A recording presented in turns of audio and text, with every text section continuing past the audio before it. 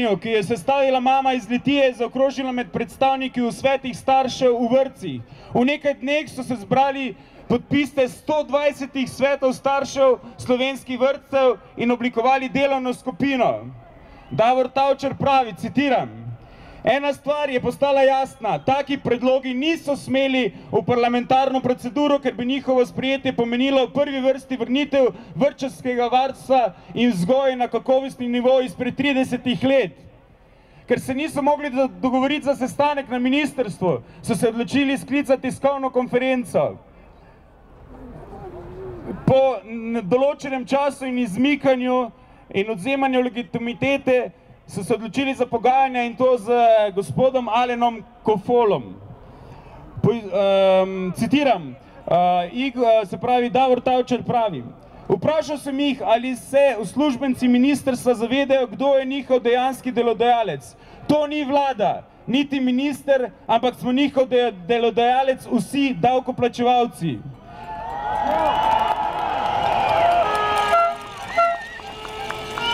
Na ministrstvu lahko pripravijo predloge, kako se jim zdi, da bi bilo bolje za davkoplačevalce, a na to bomo davkoplačevalci odločili, ali te predloge sprejeti ali ne. Kajti poslanci v državnem zboru očitno ne opravljajo svojega dela tako, kot bi ga morali. Naslednji dan je bila glavna novica dneva, da je minister Turk, brez komentarja pri tem imenu, do nadaljnjega umaknil vse predloge v zvezi s spremembo normativov v vrtcih. "Danes vidim," pravi Davor Tavčar, "v naši akciji pravzaprav popoln model neposredne demokracije. Imeli smo problem na nivoju celotne družbe. Akcijska skupina je zbrala podatke, dejstva in oblikovala mnenje. O tem je obvestila vse dele družbe, ki se jih je problem neposredno dotikal, in predstavila lastne predloge in rešitve, ter povprašala za mnenje oziroma mandat, da tudi v imenu ostalih ukrepa.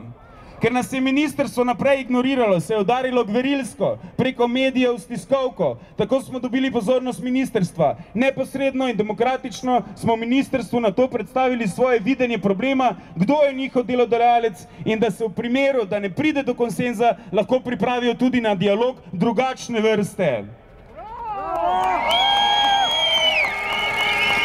Rezultat je bila dobljena bitka. Daleč od dobljene vojne, a vsem smo pokazali, da se da. Izvedli smo praktični preizkus neposredne demokracije. Najlepše pri vsem tem je to, vsi, ki smo sodelovali v projektu, prihajamo iz različnih okolij, tako geografsko, kulturno, kot tudi politično. A vsak od nas je ravno spričo naše raznolikosti lahko prispeva največ, tudi zato tako dober rezultat. Power to the people!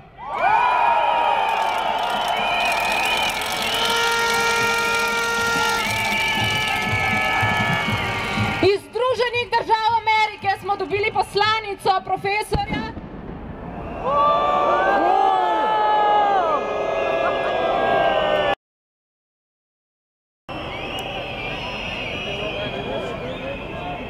Poslanica se glasi: "Slovenski Maribor je v svetovnih medijih pritegnil mnogo manj pozornosti kot grški trg Sintagma, kajarski Tahrir ali španska Plaza del Sol.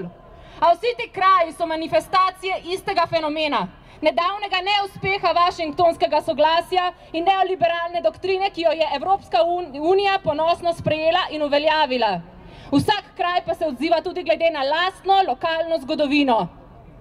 Maribor in razširitev politizacije slovenske družbe je nujni odziv na projekt Evropske unije, v katerem naj bi sladko in dobro poznano govorico o napredku, razvoju in sreči srce Evrope, celotno vzhodno Evropo zreduciralo na servisne dežele.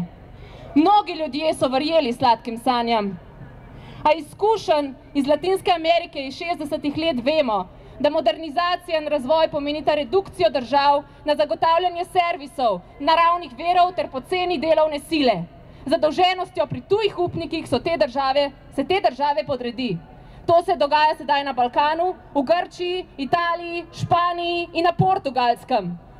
Potreben je izjemen preboj v zaveščenosti ljudi, da bodo spoznali, da države in korporacije ne delajo za dobrobit ljudi in družbe, ampak se bojujejo med sabo in za lastne koristi, Države proti državam, korporacije proti korporacijam. In nekje vmes so špekulanti, ki izkoristijo priložnosti in donosnost korupcije. Protesti so zato nujni. Civilna družba.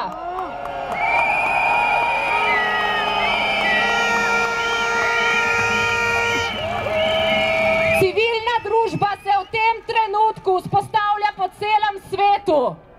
Vsi mi, ljudje, ki smo v neoliberalizmu le številke, moramo zamenjati ideje, na katere se sklicujemo.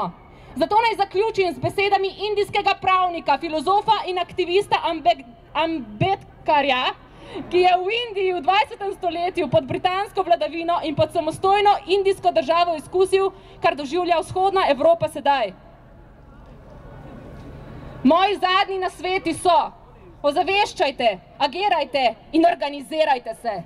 Zaupajte vase. S pravico na naši strani ne vidim, kako bi lahko izgubili naš boj.